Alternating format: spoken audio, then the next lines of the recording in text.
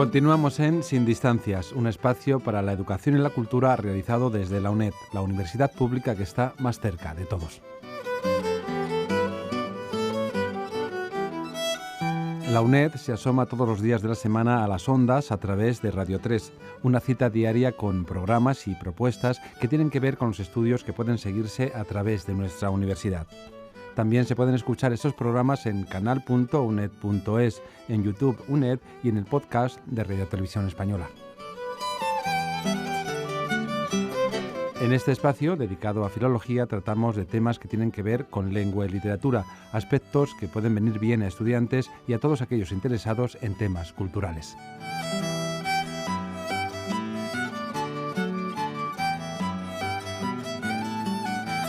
En el espacio de filología nos acompaña hoy Ramón Sainero Sánchez. Profesor Sainero, buenos días, un saludo y gracias por venir a estos micrófonos. Muchas gracias a vosotros y un saludo a todos los que nos están escuchando.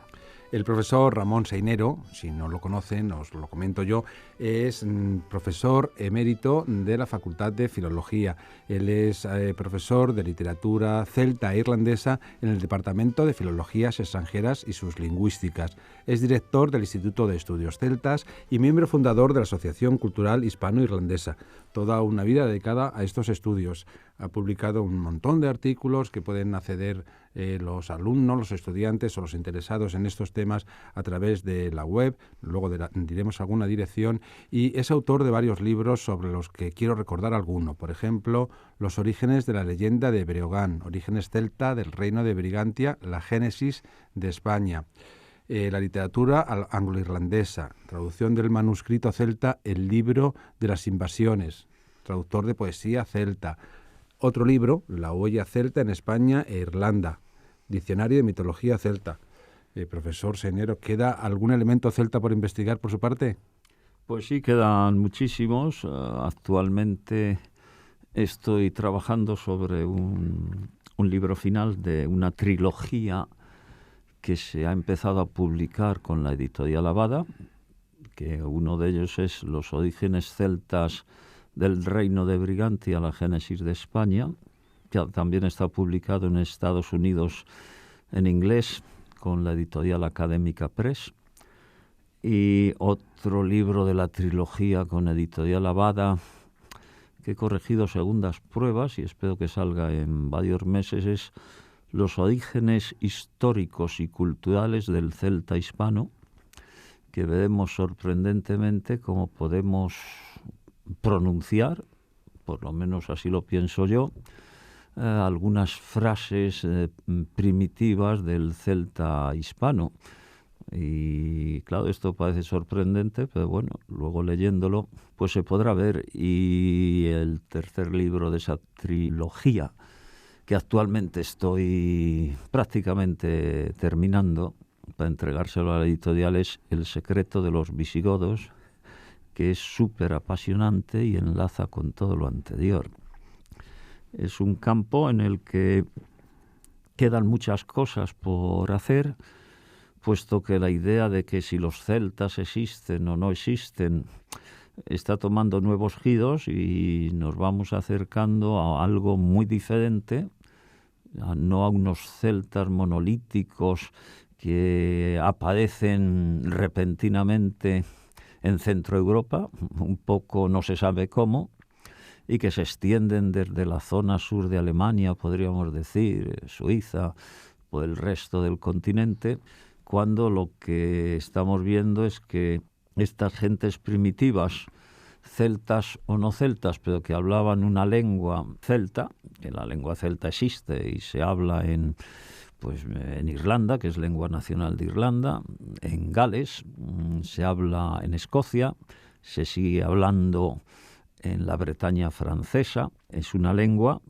hoy en día muerta en la península ibérica, pero según los estudios que venimos realizando y que ya se aceptan mismamente en la Universidad de Oxford, el doctor, profesor emérito también, Barry Cunliffe, considera la posibilidad, con una serie de pruebas de investigación muy serias, como el doctor Koch de la Universidad de Gales, que la lengua celta primitiva posiblemente apareció en el suroeste de la península ibérica, en la zona de Tartesos.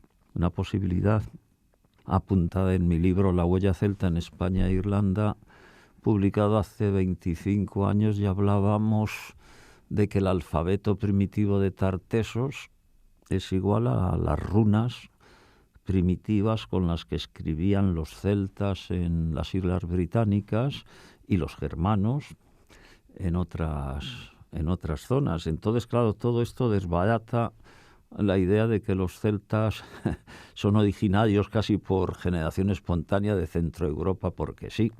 Entonces, la posibilidad de que vengan del Mar Negro, unos subiendo por el río Danubio y otros por el Mediterráneo, navegando por el Mediterráneo hasta el sur de la península ibérica, sin ser celtas, ni mucho menos, pero sí protoceltas, llevan con ellos un germen cultural y un germen lingüístico que, evolucionando en la península ibérica y en el occidente atlántico, entonces se evoluciona en lo que es, en parte por lo menos, la cultura celta y, indudablemente, en la lengua celta que hoy hablan los irlandeses y que se habla en Gales y en Escocia y en la Bretaña francesa.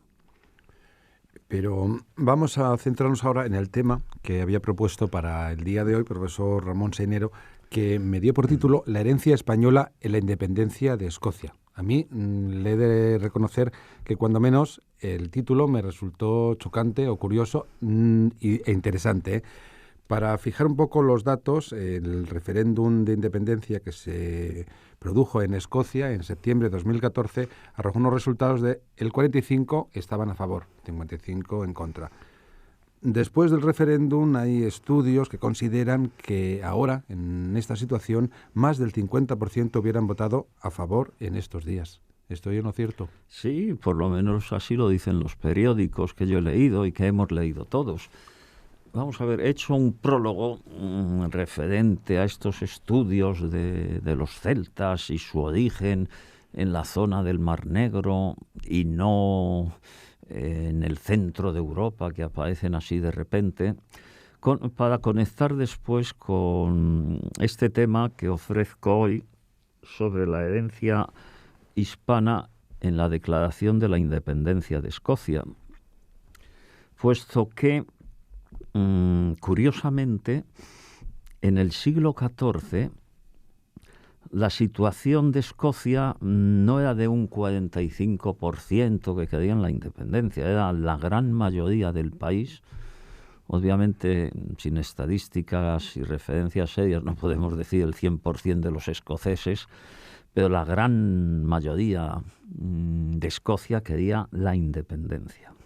Y en 1320, sabiendo que el Papa Juan XXII había dado el visto bueno al rey de Inglaterra, Eduardo II, para que invadiera Escocia y se la anexara, entonces los nobles escoceses, en 1320, escriben una carta al Papa Juan XXII, que se conoce como la Declaración de Arbroath.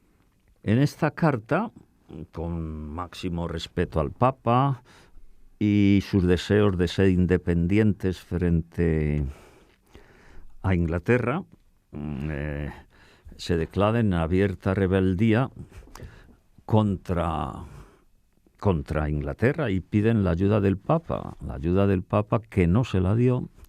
Y desde este momento empieza un régimen antipapista en Escocia por la no ayuda del Papa y se convierte en un país protestante. ¿Y qué sucede en esta carta, en la Declaración de Arbroath?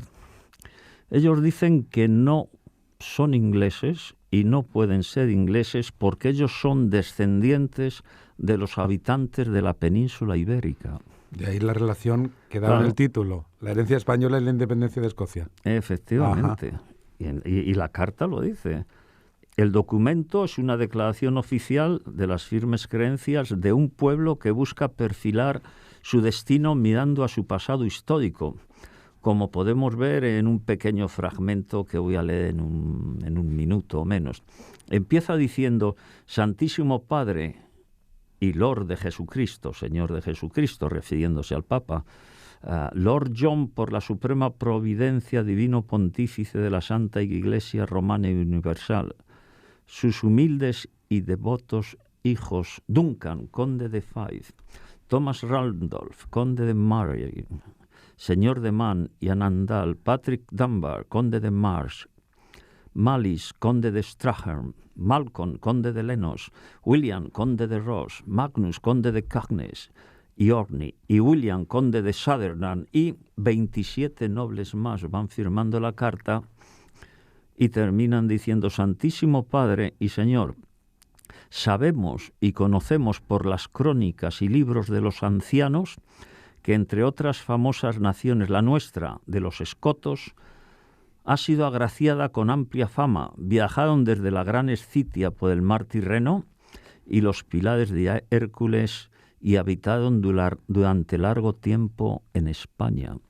O sea, una gente desde la gran Escitia, en la zona del Mar Negro, que pasan las columnas de Hércules y habitan durante largo tiempo en España, pues se refiere ni más ni menos a la posibilidad de que estas gentes no fueran originarias del centro de Europa, sino que eran originarias del Mar Negro. Yo lo sitúo en la zona de la Tracia. Estamos hablando de Bulgaria, ¿no, Ramón? Sí, el sur de Bulgaria. Sí, la Tracia es Bulgaria y la Dacia por encima del río Danubio, Rumanía. O sea que estas gentes serían, los búlgaros y los rumanos serían hermanos primitivos, por así decirlo, puesto que los tracios y dacios hablaban la misma lengua, según los clásicos, que nos hacen referencia sobre ellos, y tenían las mismas costumbres, y habitaban en esta zona, en la cuenca del río Danubio y en la zona de las costas del Mar Negro. Entonces, según la carta que mandan al Papa los nobles escoceses, dicen: es que nosotros somos descendientes de esas gentes que vienen de la gran Escitia, de allí, de la zona del Mar Negro, por el Mar Tirreno, los pilares de Hércules, y habitaron durante largo tiempo en España. Entonces hay muchísimos manuscritos que nos hablan de este tema y que nos hablan de estos primitivos habitantes, detallando minuciosamente sus migraciones y cómo salen de la Escitia. Algún manuscrito, como el libro de las invasiones, dice de la Escitia griega. La zona de Tracia está en contacto con los griegos. Y por el Mediterráneo, primero se asientan en Egipto, en la zona de Italia, atravesando el mar Tirreno, y en el sur de España, donde coinciden los manuscritos en indicar que se establecen, su población se hace mayor, puesto que tienen hijos allí durante una serie de generaciones. No lo dicen, no lo perfilan claramente cuántas generaciones pudieron estar allí. Cuando fueron más fuertes y más grande el pueblo, entonces suben hacia la zona norte de la península ibérica y crean el reino de Brigantia, en la actual La Coruña o A Coruña, en Galicia. Y desde allí estos habitantes, que los manuscritos no los llaman celtas, los llaman escotos, que es lo que dice la carta, la declaración de Arbroath de los nobles de Escocia, refiriéndose a que son ellos descendientes de los escotos de España, que a su vez son los de España descendientes de estos escotos de la gran Escitia. Entonces, sorprendentemente, vamos viendo todos estos manuscritos que incluso en España nos lo indican también, como son las obras históricas de Alfonso X el Sabio. Son crónicas, obviamente tienen cosas fantasiosas y reales, pero también tienen cosas muy históricas y muy reales. Lo que no podemos echar en un mismo saco la historia general de España de Alfonso X el Sabio y el libro de las invasiones irlandés y la historia Britonum de Nennius, un britano, o sea, de Gran Bretaña, de origen presumiblemente galés, todo en un saco de que todo lo que dicen es mentira. Porque hay datos cosas históricos, ¿no? Reales. Que nuestra labor, nuestra investigación, que es a lo que me he estado dedicando con más o menos fortuna durante los últimos 35 años o 40 casi ya, es separar pues el grano de la paja, ver lo que es cierto y lo que no es cierto, y a base de leer mucho y de mucha paciencia, con una serie de pruebas de investigación que están ahí, publicadas unas y otras que se publicarán pronto, pues el lector lo podrá leer incluso sin ser un investigador en el tema, y la evidencia, la lógica le dirá si las pruebas son aceptables o no, de esto es blanco y eso es negro. Es que no están así en la investigación, obviamente. Es que los colores son blanco, negro, amarillo, rojo, azul, son de todo, y pero se va perfilando lo que es más blanco que negro. Y en eso estamos.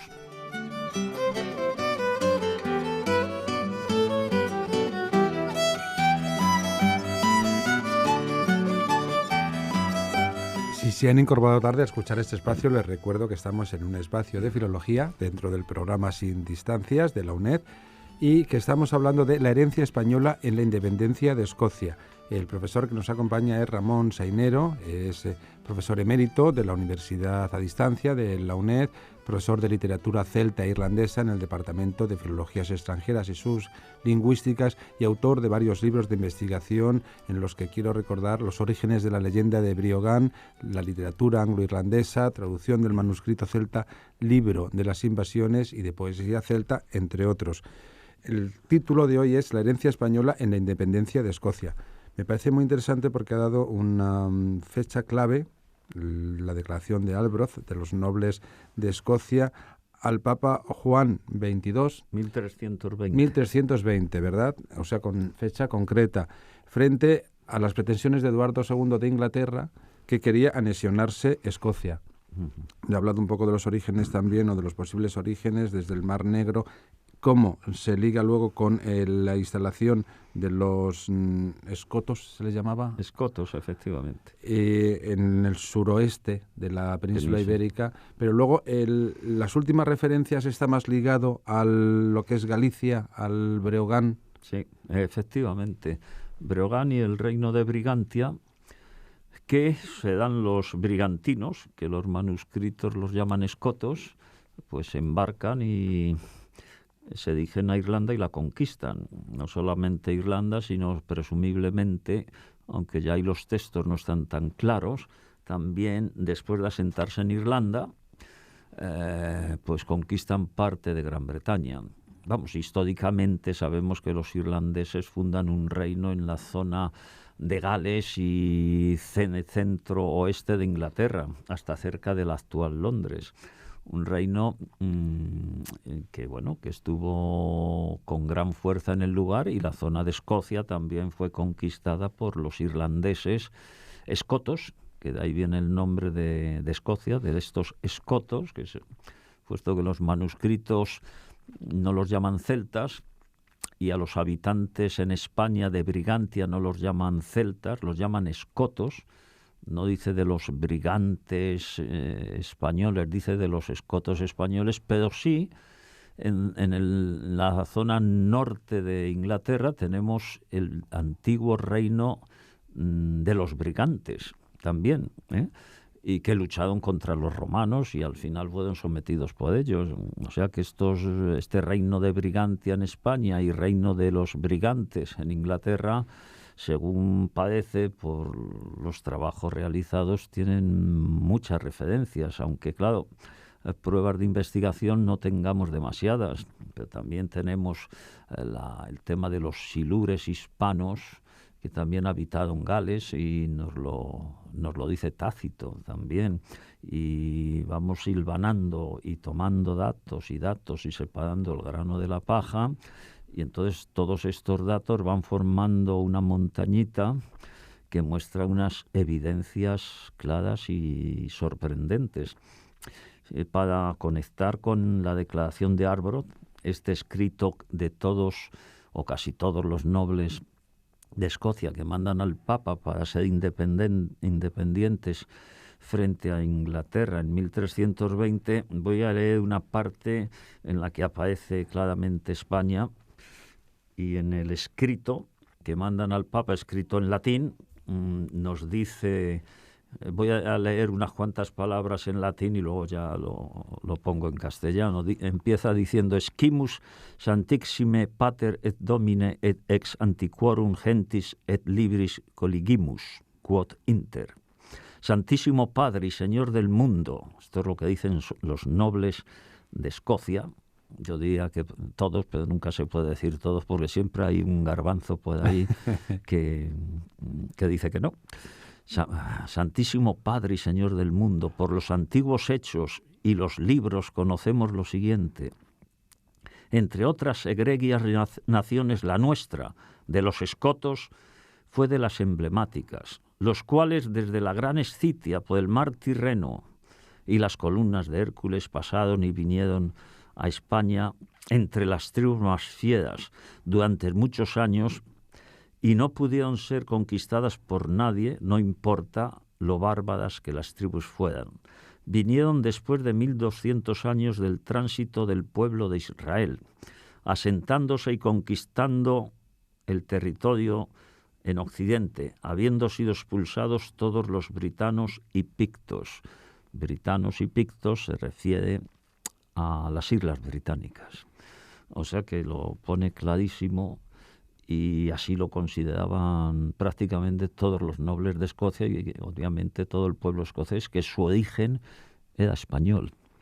Y considero que muchos de ellos, y con algunos he hablado, siguen considerando que el origen de Escocia está en Hispania, en la península ibérica. La verdad que decía al comienzo del programa que me resultaba cuando menos chocante y curioso el título, pero yo creo que el profesor Ramón Seinero ha dado aquí datos históricos fehacientes como para tenerlo en cuenta. La verdad que es una labor, usted ha dicho que lleva 35 años o más. Sí, o algunos más. Madre mía. Yo ya soy muy viejo. No, viejo no. No me importa decir viejo la no, edad. profesor Seinero, no. 70 años y empecé a los 30, pues son 40 aproximadamente. Pero es verdad que yo creo que ha abierto una brecha para seguir investigando. Yo creo que las generaciones futuras tienen mucho material ahí por delante, pero es lo que dice usted, la labor del investigador es pues muy tenaz, ¿no? Muy insistente de lo de separar el grano de la paja. Yo creo que, pero datos históricos ya ha comentado, desde 1320 la declaración de Arbroath, de los nobles desde Escocia, ya estaban a favor de la independencia. Esto lo quiero enlazar por lo que comentamos al principio, cuando surgió había habido una campaña previa, por supuesto, que hubo un referéndum en septiembre de 2014, que a lo mejor nos resulta extraño, pero no, tiene unas bases históricas y hay toda una labor ahí de siglos, ¿no? Sí, sí, efectivamente. Para más información, pues muy sencillo. Si cualquier interesado en el tema va a Google, Internet, abre Internet y busca estudios celtas, pues la primera página que sale es el Instituto de Estudios Celtas, que tengo el honor de dirigir, y la segunda es un blog de estudios celtas en el que aparece este tema de la declaración de Arbroath y muchos temas más, y entonces ahí los interesados pueden ir conociendo un poco más de este tema e incluso ponerse en contacto con nosotros a través de la página del Instituto de Estudios Celtas, que fue fundado en su día en Ortigueira por el alcalde y el Gabinete de Antigüedades de la Real Academia de la Historia, con sede en la Academia de la Historia y en la Fundación Ortegalia, y también en el blog de Estudios Celtas. Todos estos datos se pueden ir viendo y es un tema cultural, histórico, apasionante, y además es la historia de Europa, podríamos decir la historia de la Unión Europea, buscando con pruebas de investigación claras todo lo que hay verdadero, evitando todo lo que es falso.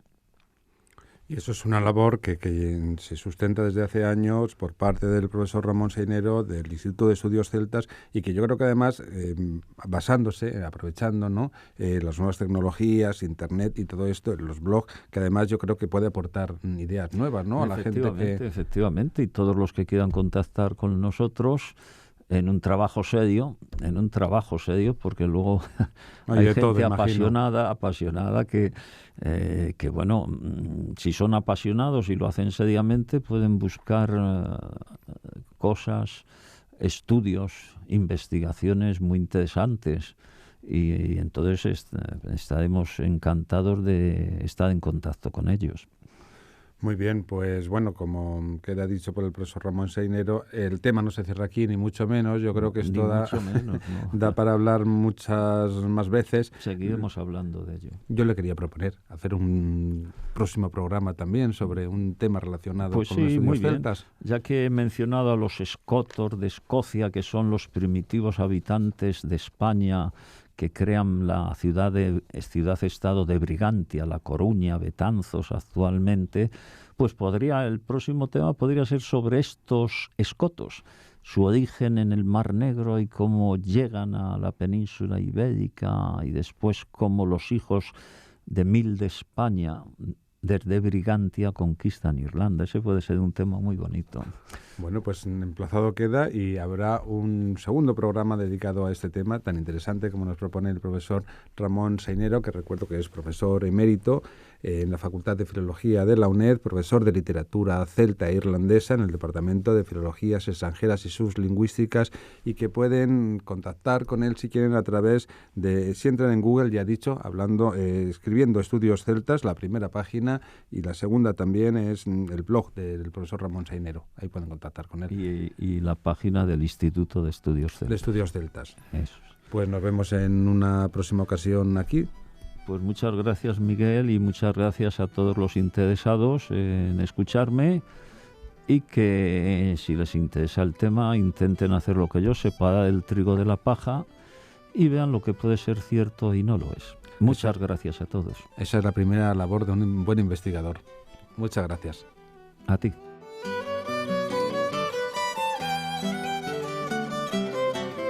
Termina ya nuestro tiempo por hoy, pero en la UNED seguimos trabajando en nuevos espacios para que Sin Distancias vuelva mañana a su cita habitual. Nuestros programas se emiten a través de Radio 3, pero también se pueden seguir en canal.uned.es, en YouTube UNED y en el podcast de Radio Televisión Española. Volvemos mañana y esperamos contar con vuestra compañía. Hasta entonces.